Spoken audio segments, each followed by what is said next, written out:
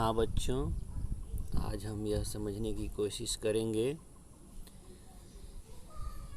पाठ 9 के अंतर्गत सवाल का जवाब पाठ है। इसके अंतर्गत क्रिया क्या है, क्रिया क्या है, क्रिया का भेद कौन कौन सा है। तो जैसा कि शब्द से ही स्पष्ट है, क्रिया का मतलब करना, होना।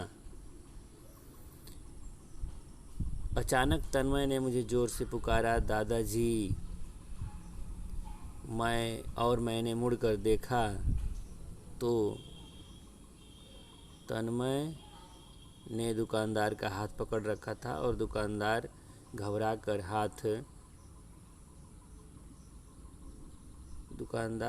करके हाथ छुड़ाना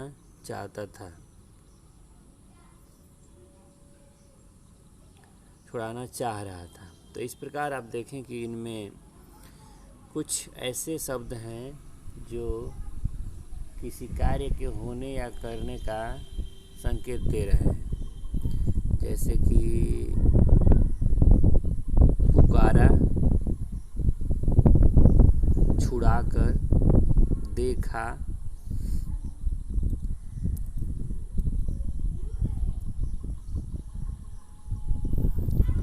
पकड़ रखा था, घबरा कर, छुड़ाना चाह रहा था। तो इनमें क्रियाओं के अलग अलग रूप आए हुए हैं।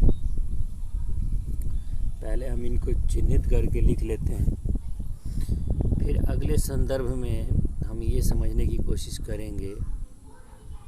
जैसे कि आप देखें प्रश्न 2 में, दुकानदार ने मुझे देखा। वह सामने की दुकान पर पटाखे देख रहा है। मैं तन्मय के साथ लौट आया। तन्मय ने उन्हें 50-50 रुपए दिए। ये चारों बच्चे गेट के बाहर खड़े थे। तो इनमें आप देखें कि पहले वाक्य में देखा, दूसरे वाक्य में देख रहा है, तीसरे में लौट आया और चौथे में दिए और पांचवें वाक्य में खड़े थे। तो ये शब्द यह बता रहे हैं कि क्या हो रहा है। हाँ, कर्ता क्या संपादित कर रहा है, कौन सा कार्य, कौन सी क्रिया हो रही है। हाँ, तो जिन शब्दों से एक बात तब स्पष्ट होती है कि जिन शब्दों से किसी भी कार्य के करने या होने का पता चलता है, उन्हें ही हम क्रिया शब्द कहते हैं। बिना क्रिया के किसी भी वाक्य की रचना नहीं की जा सकती है। क्रिया एक ऐसा शब्द है कि जिसके बिना वाक्य अधूरा है, और क्रिया शब्द के रूप बदल जाने से वाक्य का संपूर्ण अर्थ भी बदल जाता है।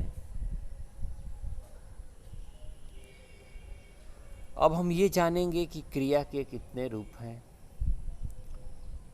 ठीक है, कर्म के आधार पर वाक्य में कर्म है या नहीं है, इसका हम जानकारी लेते हैं। जैसे मानिए कि नरेश सो रहा है, मोहित लिखता है। ये सीधे सीधे वाक्य हैं। नरेश सो रहा है, यहाँ कोई भी कर्म नहीं है। कर्म क्या होता है, आपको जब कारक पढ़ाए गए थे तो मैंने बताया था कि कर्ता जो भी करता है उसका जो आरोप है, फल जिस शब्द पे पड़ता है वही शब्द कर्म होता है। ठीक है, जैसे मोहन पढ़ता है तो क्या पढ़ता है? पुस्तक पढ़ता है या अखबार पढ़ता है, तो ये अखबार शब्द या पुस्तक शब्द कर्म हुआ।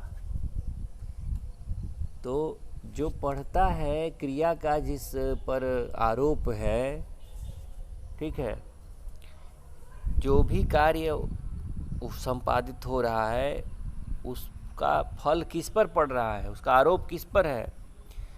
पढ़ने का फल पड़ रहा है पुस्तक पर। पुस्तक अगर नहीं है तो वह क्या पढ़ेगा? तो इसी तरह से अखबार है, अखबार भी कर्म हुआ। तो जिन वाक्यों में कर्म कोई नहीं है, बिना कर्म की क्रिया आती है, जैसे कि सलमा बैठी है, मोहित लिखता है, लतिका हंसने लगी, बच्चे दौड़ रहे हैं, इनमें कोई कर्म नहीं है। बच्चे कहाँ दौड़ रहे हैं, उत्तर नहीं मिलेगा। जब कहाँ या क्या आप पूछेंगे वाक्य में, उत्तर जब नहीं मिले तो समझ जाइए कि इसमें कर्म नहीं है। मोहित लिखता है, प्रश्न पूछिए क्या लिखता है, कहाँ लिखता है, कोई उत्तर नहीं आएगा वाक्य से। तो यहाँ पे कर्म नहीं है, तो इसे हम अकर्मक क्रिया कहेंगे।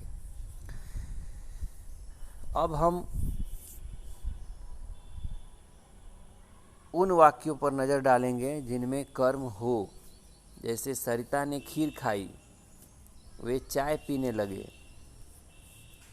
तो प्रश्न पूछिए, सरिता ने क्या खाई?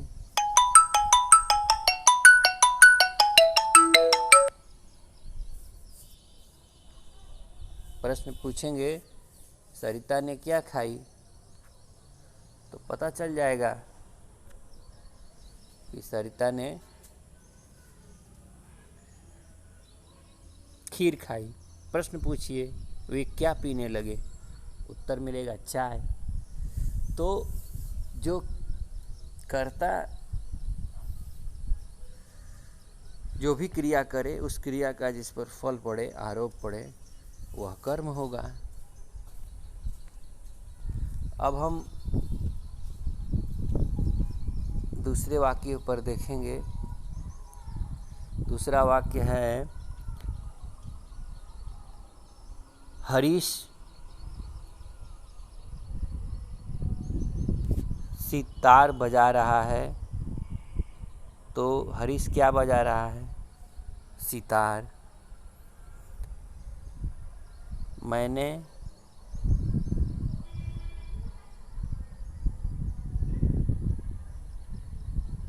हरीश क्या बजा रहा है? सितार बजा रहा है। मैंने मेट्रो रेल देखी। तो मैंने क्या देखा? मेट्रो। तो जब यह पूछा जाए, क्या प्रश्न पूछा जाए, तो क्या, क्यों, कहाँ, जब पूछा जाए उसका उत्तर वाक्य से मिल जाए, तो हम कहेंगे कि इस वाक्य में कर्म है। तो इस तरह कर्म वाली और बिना कर्म वाली दो तरह की क्रियाएं सामने आती हैं। ठीक है, कर्म जिसमें होगा ऐसे क्रिया को सकर्मक क्रिया कहेंगे। सकर्मक अर्थात कर्म के साथ वाली क्रिया। और ऐसा वाक्य जिसमें कर्म नहीं हो तो उसे हम अकर्मक क्रिया कहेंगे।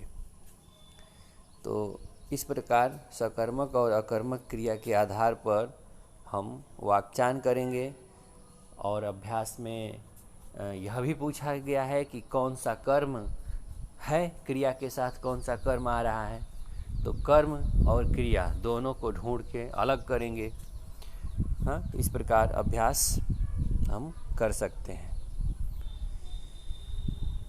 अब हम आगे बढ़ते हैं। यह कर्म के आधार पर क्रिया का वर्गीकरण है। क्रिया का वर्गीकरण दूसरे आधार पर भी है, लेकिन अभी वह हमारे पाठ्यक्रम में नहीं है, अगले पाठों में आएगा, उस पर भी हम अध्ययन करेंगे।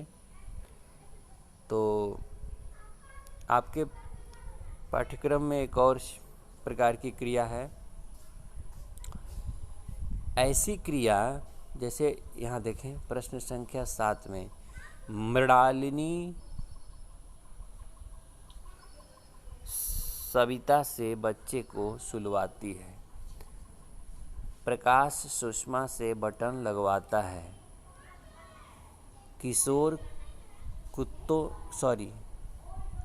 किशोर कुली से सामान उठवाता है, रागिनी ने स्वाति से पंखा चलवाया, माँ ने पवन से खाना बनवाया। जब कर्ता, वाक्य में जो कर्ता है, जब स्वयं कार्य न करके, स्वयं क्रिया को संपादित न करके वह दूसरे किसी के द्वारा कार्य को करवाता है, तो ऐसी क्रिया को प्रेरणार्थक क्रिया कहते हैं। जब कर्ता स्वयं कार्य न करके किसी दूसरे को माध्यम बनाकर किसी कार्य को करवाए, तो उस वाक्य में आने वाली क्रिया को प्रेरणार्थक क्रिया कहते हैं। प्रेरणार्थक क्रिया की पहचान, प्रेरणार्थक क्रिया